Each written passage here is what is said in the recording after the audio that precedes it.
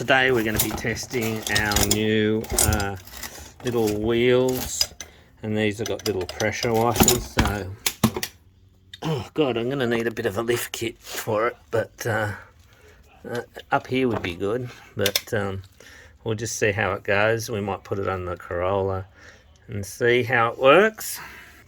So we're going to run that through a petrol pressure washer at 3,800 psi.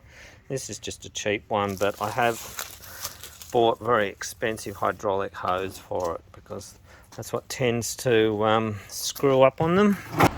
We'll attach the little gun and see how it goes.